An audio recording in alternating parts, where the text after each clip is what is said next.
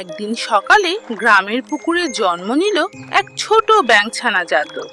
সবাই খুশি, কিন্তু এই ঠিল্লবাব খুঁটার থেকে পড়াশোনাটা করতে বোঝাবে এই পকেনি।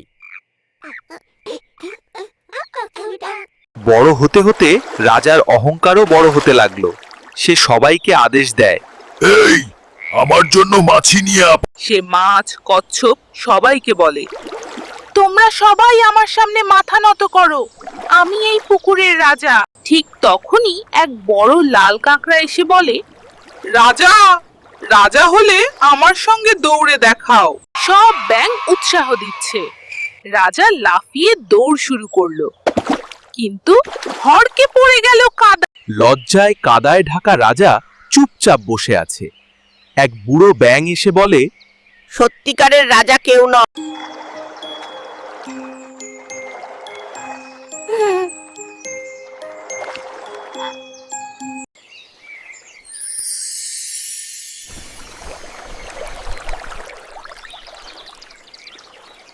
শুনে রাখো সবাই, আজ থেকে আমি এই পুকুরের একমাত্র রাজা। কেউ কথা বলবে না আমার আগে।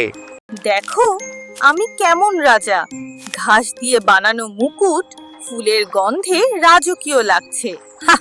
এখন সবাই আমার সামনে ষাঁড় বেঁধে দাঁড়াও, রাজা আসছে। হাঁটো সোজা হয়ে। উফ, রাজা হলেও মাছি আর ফড়িংয়ের লোভ ছাড়া যায় না। এক লাফে ঝপ করে পড়ল পুকুরে। সব ব্যাঙ হেসে লুটোপুটি। রাজা ভিজে কাদ মাখা। বৃদ্ধ কচ্ছপ বলল, রাজা, রাজত্ব মানে আদেশ নয়, দায়িত্ব। রাজা চুপ করে গেল। রাজা মুকুট খুলে ছোট ব্যাঙটাকে সাহায্য করলো। সবাই অবাক, অহংকারের রাজা এখন বিনয়ী। সন্ধ্যা নামল পুকুরে। সবাই একসাথে গান গাইছে। রাজা আর কেউ নয়, এখন সে সবার বন্ধু। সত্যিকারের রাজা সেই, যে সবার মনে জায়গা করে নেয়, মুকুটে নয়, কাজে। সকালে সবাই শান্তিতে ছিল, হঠাৎ রাজার চিৎকার, এই মাছগুলো এত ধীরে সাঁতার কেন? বৃদ্ধ কচ্ছপ সূর্য স্নান করছিল। রাজা এসে ঝপ করে লাফ দিল। সব পানি ছিটকে পড়লো কচ্ছপের মুখে। ড্রাগন ফ্লাইটা শান্তিতে উড়ছিল। রাজা চেঁচিয়ে বলল, এত ঘোরাঘুরি করিস কেন? ফড়িংটা ভয়ে উড়ে পালালো। মাছ বলল, রাজা হলে কেমন এই রকম? কচ্ছপ বলল, সে তো আমাদের কথা শোনেই না।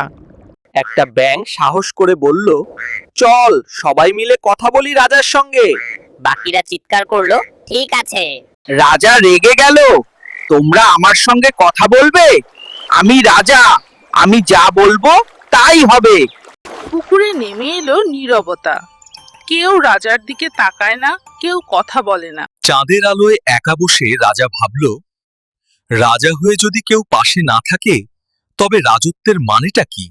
সেদিন রাজা প্রথম বুঝল, ক্ষমতা নয়, ভালোবাসাই আসল শক্তি। আকাশ কালো হয়ে এলো। সবাই ভয় পেয়ে তাকিয়ে আছে। আর রাজা বলল, ভয় পেও না। বৃষ্টি পড়তে শুরু করলো। ব্যাঙেরা আনন্দে লাফাচ্ছে, রাজাও লাফাচ্ছে, কিন্তু বলে, শহরে ট্রান্সক্রিপশন। হঠাৎ বৃষ্টি বেড়ে গেল, পুকুরের পানি বাড়তে লাগলো, চারদিকে শুধু ছপ ছপ শব্দ। এক ঢেউ এসে রাজাকে কাদামাখা পানিতে ফেলে দিল। রাজা চেঁচিয়ে উঠল,